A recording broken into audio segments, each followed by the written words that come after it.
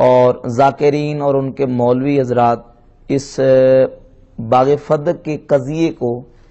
ایک افسانوی رنگ دے کر اپنی طرف سے بہت ساری باتیں جھوٹی اس میں ملا کر نبی کریم صلی اللہ علیہ وآلہ وسلم کے بالعموم تمام صحابہ اور بالخصوص سیدنا ابو بکر صدیق اور حضرت عمر فاروق رضی اللہ تعالی عنہما پر بہت زیادہ تبرہ اور طعن و تشریح کرتے ہیں۔ باغ فدق یہ ایک خیبر کے قریب یہودیوں کا گاؤں تھا، وہاں ایک باغ تھا۔ نبی کریم صلی اللہ علیہ وآلہ وسلم نے جب اس علاقے پر چڑھائی کی تو اہل علاقہ یہودیوں نے وہ باغ سرکار دو عالم صلی اللہ علیہ وسلم کی بارگاہ اقدس میں پیش کر دیا کہ ہم لڑنا نہیں چاہتے، ہتھیار انہوں نے ڈال دیے اور کہا کہ ہماری طرف سے یہ باغ قبول فرما لیں، ہم آپ کے ساتھ لڑنا نہیں چاہتے۔ تو مسلمانوں کو جو مال جنگ کیے بغیر حاصل ہو، سرکار دو عالم علیہ السلام کی بارگاہ میں وہ مال پیش کر دیا جائے، اس مال کو مال فے کہتے ہیں۔ سورۃ الحشر کی آیت نمبر 7 سے لے کر 10 نمبر آیت تک اللہ رب العزت نے اس باغ جو مال فے ہے اس کی تقسیم بیان فرمائی، اس کے مصارف بیان فرمائے کہ یہ مال فے کہاں تقسیم کیا جائے گا۔ سرکار دو عالم صلی اللہ علیہ وآلہ وسلم نے اپنی ظاہری حیات طیبہ میں اس مال کو اللہ رب العزت جل شانہ کے بتائے ہوئے مصارف میں نبی کریم علیہ السلام نے اس کو خرچ فرمایا۔ اور حضور صلی اللہ علیہ وسلم کے وصال اقدس کے بعد یہ مسئلہ پیش آیا کہ وہ مال فے جو ہے باغ فدق اس کا کیا کیا جائے۔ اس پر انشاءاللہ میں تفصیلاً گفتگو کروں گا۔ اس پر اہل سنت کا جو موقف ہے وہ یہی ہے کہ مال فے وہ اس کے مصارف ہیں، نبی کریم علیہ السلام نے اس کو تقسیم فرمایا،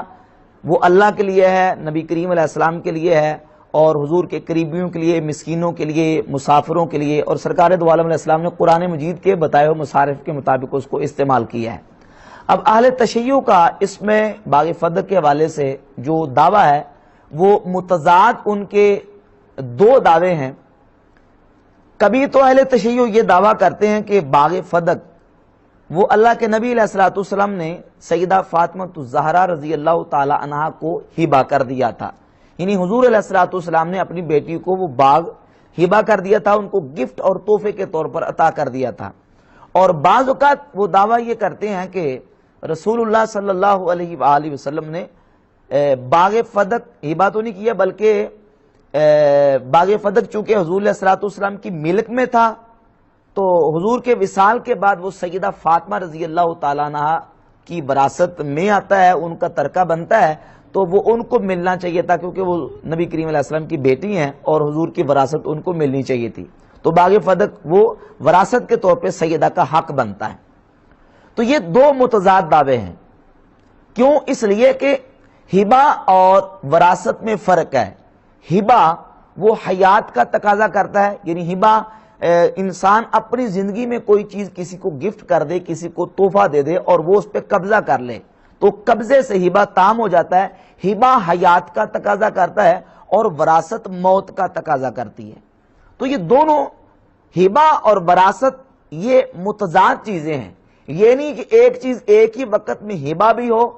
اور ایک ہی وقت میں وہ کیا وراثت بھی ہو، یا وراثت ہوگی یا کیا ہوگا ہبہ ہوگا۔ اگر تو اللہ کے نبی علیہ السلام نے سیدہ فاطمہ کو ظاہری حیات طیبہ میں وہ بطور ہبہ عطا کر دیا تھا اور سیدہ نے اس پہ قبضہ کر لیا تھا تو پھر وراثت کا کوئی جواز نہیں بنتا، اور اگر وراثت کا مطالبہ کیا گیا ہے تو پھر ہبہ کا دعویٰ درست نہیں ہے، لہذا ایک اس میں سے ہوگا۔ باقی رہا کہ ہبہ کا دعویٰ جو اہل تشیع کے ہاں وہ روایات پیش کرتے ہیں، تو اس پر دو ٹوک اہل سنت و جماعت کا موقف میں انشاءاللہ پیش کروں گا۔ کچھ روایات اہل سنت و جماعت کی کتابوں سے اہل تشیع پیش کرتے ہیں کہ نبی کریم صلی اللہ علیہ وآلہ وسلم نے سیدہ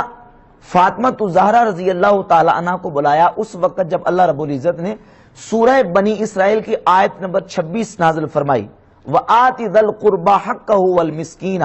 وَابْنَ السَّبِيلِ، کہ اے پیغمبر صلی اللہ علیہ وسلم اپنے قریبیوں کو اور مسکینوں کو اور مسافروں کو ان کا حق دیجئے۔ تو جب اللہ تعالیٰ نے یہ آیت نازل فرمائی تو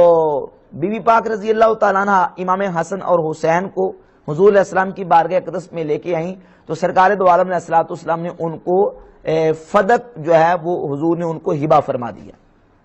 یہ ایک روایت مختلف اہل سنت کی کتابوں میں موجود ہے، پیش کرتے ہیں۔ حالانکہ روایت و درایت دونوں اعتبار سے یہ بات قابل تسلیم نہیں ہے۔ درایتاً اس طرح قابل تسلیم نہیں ہے کہ سورہ بنی اسرائیل کی یہ آیت طیبہ مکہ شریف میں نازل ہوئی۔ کہاں نازل ہوئی ہے؟ مکہ شریف میں، جبکہ امام حسنین کریمین رضی اللہ تعالیٰ عنہما کی ولادت مدینہ شریف ہوئی۔ تو جو مدینہ شریف آ کے جن کی ولادت ہو رہی ہے حسنین کریمین کی، ان کا مکہ میں سیدہ بی بی فاطمہ کے ساتھ حضور علیہ السلام کی بارگاہ میں حاضر ہونا، یہ تو عقل بھی تسلیم نہیں کرتی، درایتاً یہ بات درست نہیں ہے۔ اور پھر فدق کا جو معاملہ ہے یا فدق حضور علیہ السلام کی بارگاہ میں جو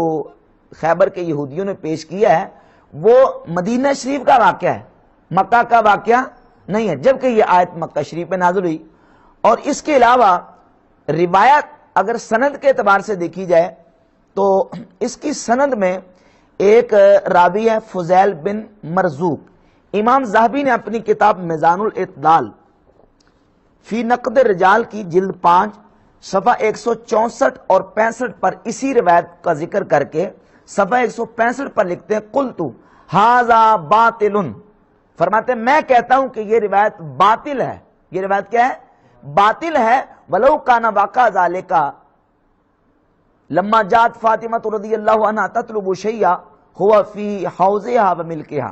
جب سیدہ فاطمہ کی وہ ملک میں تھا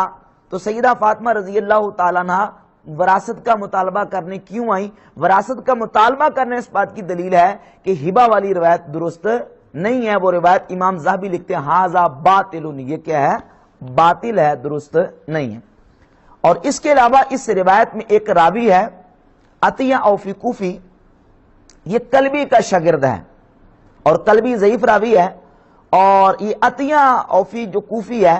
یہ اپنے استاد کلبی کا جب روایت میں ذکر کرتا ہے تو ابو سعید کی کنیت بیان کرتا ہے۔ عطیہ اوفی اپنے استاد محمد بن صائب کلبی جو ہے اس کا جب ذکر کرتا ہے تو اس کی کنیت ذکر کرتا ہے، نام ذکر نہیں کرتا، مغالطہ دیتا ہے کہ گویا کہ وہ حضرت ابو سعید خدری رضی اللہ تعالیٰ سے یہ روایت کر رہا ہے، حالانکہ وہ سیدنا ابو سعید خدری سے روایت نہیں کر رہا بلکہ اپنے استاد کلبی سے روایت کرتا ہے جس کی کنیت کیا ہے؟ ابو سعید۔ اور اس بات کو علامہ مامکانی اہل تشیع کے بہت بڑے اسماء و رجال کے عالم ہیں، انہوں نے اپنی کتاب تنقیح المقال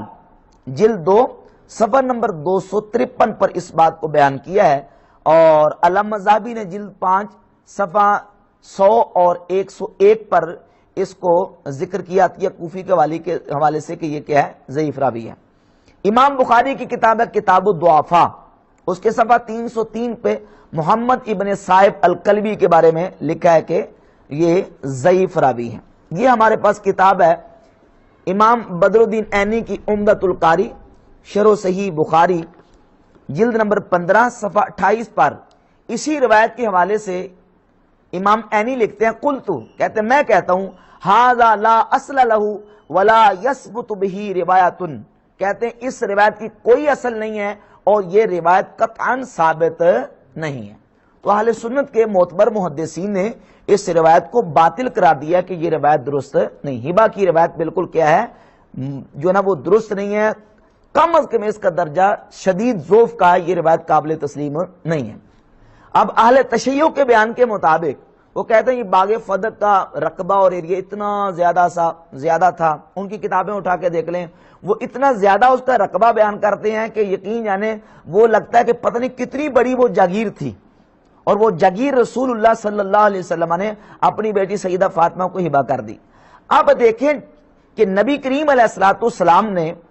اور تمام انبیاء علیہم الصلوۃ والتسلیمات زاہد ہوتے ہیں، دنیا سے بے رغبت ہوتے ہیں، اور سرکار دو عالم علیہ الصلوۃ والسلام کے زہد کا یہ مقام ہے کہ اللہ کے نبی علیہ الصلوۃ والسلام نے اپنی ذات کے لیے اور اپنی اہل بیت اطہار رضوان اللہ تعالی علیہم اجمعین کے لیے زہد کو قبول فرمایا۔ اس میں ایک سند صحیح کے ساتھ یہ روایت ہے مسند امام احمد ابن حنبل میں، مسند احمد ابن حنبل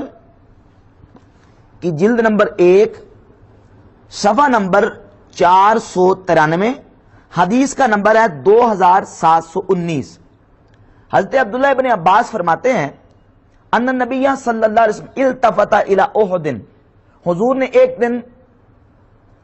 جبل احد کی طرف التفات فرمایا، توجہ فرمائی حضور نے، اور فرمایا والذی نفس محمد بیدہ، اس ذات کی قسم جس کے دست قدرت میں محمد کی جان ہے صلی اللہ علیہ وسلم، ما یسرنی ان احدا یحول لآل محمد ذهبا، فرمایا کہ مجھے یہ بات پسند نہیں کہ فرمایا کہ یہ جبل احد کو اہل بیت کے لیے سونا بنا دیا جائے، انفقہ فی سبیل اللہ، فرمایا کہ میں اس کو پسند کرتا ہوں، یہ مجھے پسند ہے کہ میں اس کو اللہ کی راہ میں خیرات کر دوں، اللہ کی راہ میں خرچ کر دوں۔ یعنی جبل احد اگر یہ پہاڑ پتھر کا سونا بن جائے میری اہل بیت کے لیے تو مجھے پسند یہ ہے کہ میں اس پہاڑ، سونے کے پہاڑ کو اللہ کی راہ میں خیرات کر دوں، صدقہ کر دوں۔ اور حتیٰ کہ میرے پاس 2 دینار بچیں الا دینارین، ان 2 دیناروں میں سے ایک اگر مجھ پر قرضہ ہو تو میں اس کا قرضہ دوں۔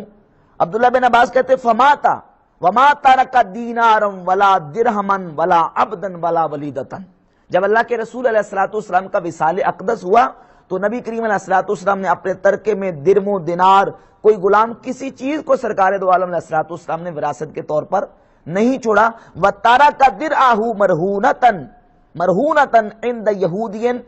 عَلَى 30 صَاعٍ مِّن شَعِيرٍ، نبی کریم علیہ السلام نے ایک یہودی سے 30 صاع جو لیے تھے،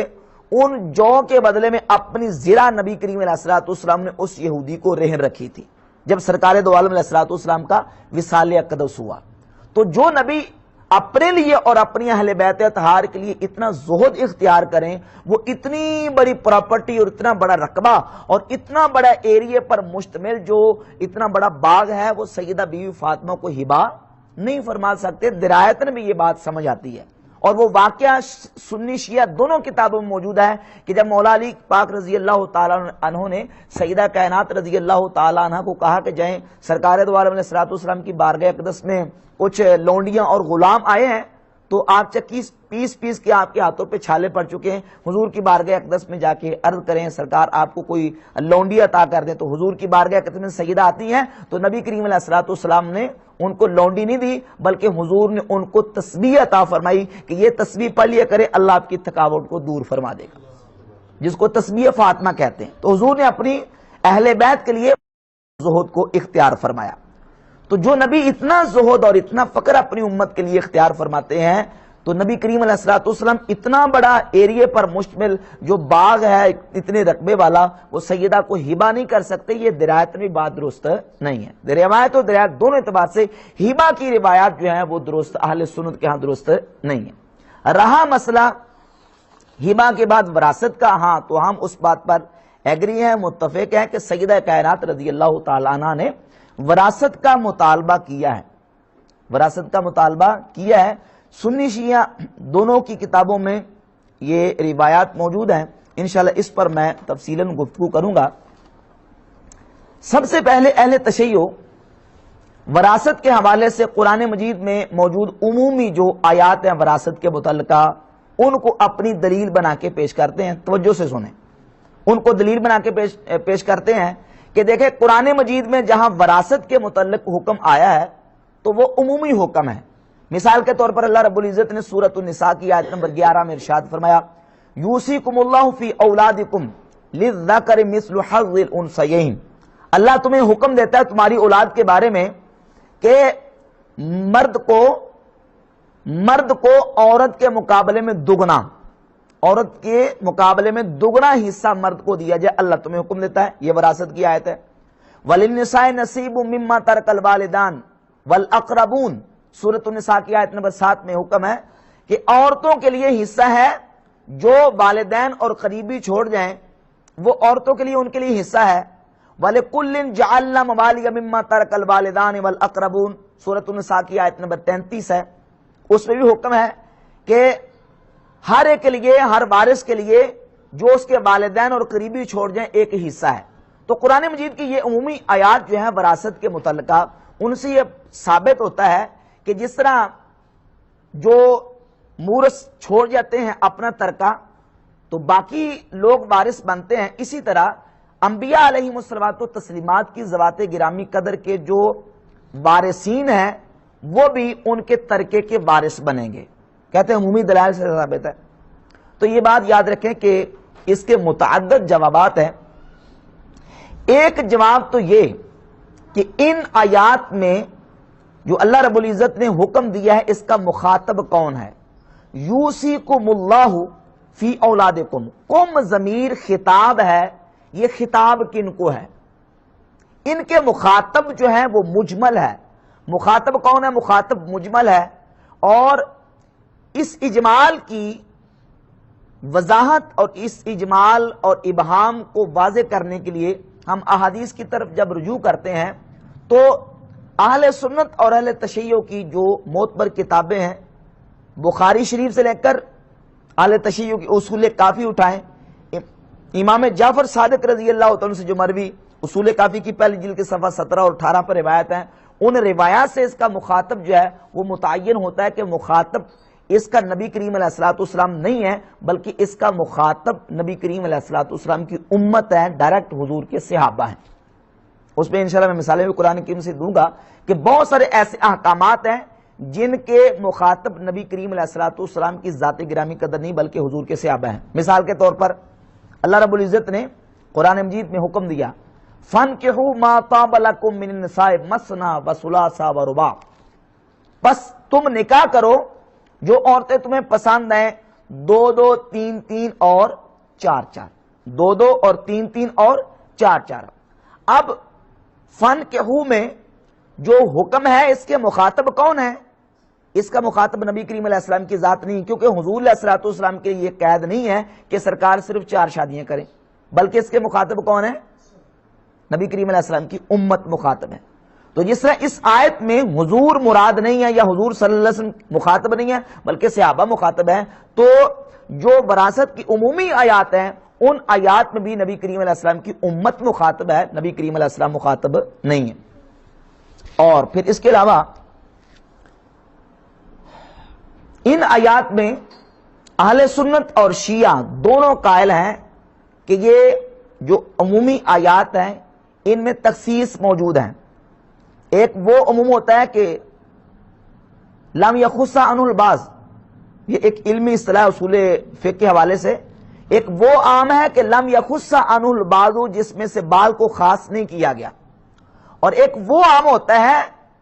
کہ خص عنہ البعض جس میں سے بعض چیزوں کو خاص کر لیا گیا ہے۔ اگر ان آیات وراثت کو اپنے عموم پر رکھا جائے تو اس کا مطلب یہ ہے کہ جو بھی مرنے والے کا وارث موجود ہوگا اس کی اولاد میں سے، اس کے قریبیوں میں سے، اس کو ترکہ ملے گا۔ اگر یہ اس کو اپنے عموم پہ رکھیں تو سنی شیعہ دونوں کے نظریے کے مطابق یہ بات درست نہیں ہے۔ سنی بھی قائل ہیں، شیعہ بھی قائل ہیں کہ اس عموم میں سے بعض جو وارث ہے وہ خاص ہے۔ مثال کے طور پر فروع کافی میں موجود ہے لا میراث للقاتل،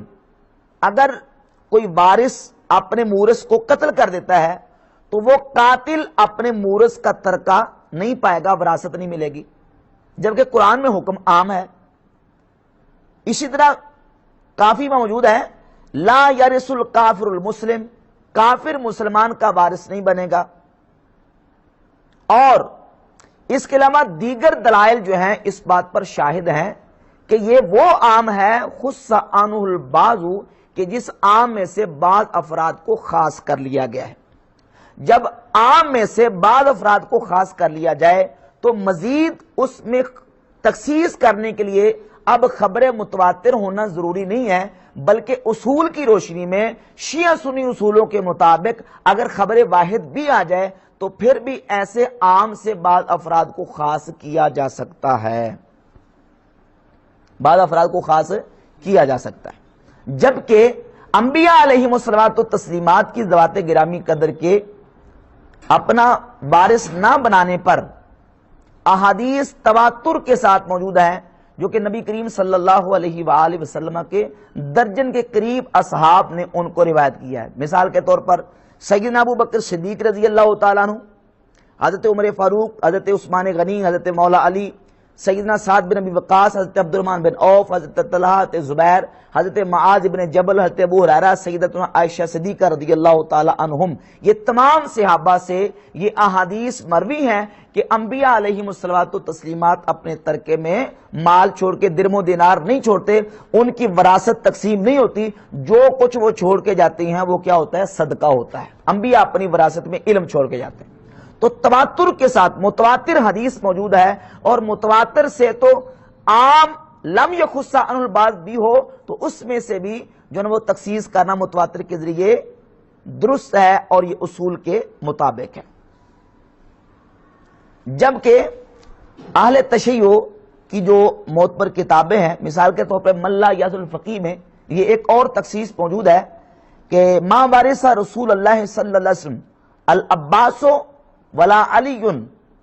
کہ نبی کریم علیہ الصلوۃ والسلام کے وارث نہ تو حضرت عباس بنے نہ ہی حضرت علی بنے، بلکہ حضور کے وارث صرف اور صرف سیدہ فاطمہ الزہرا رضی اللہ تعالیٰ عنہ بنی. جبکہ قرآن مجید کی آیات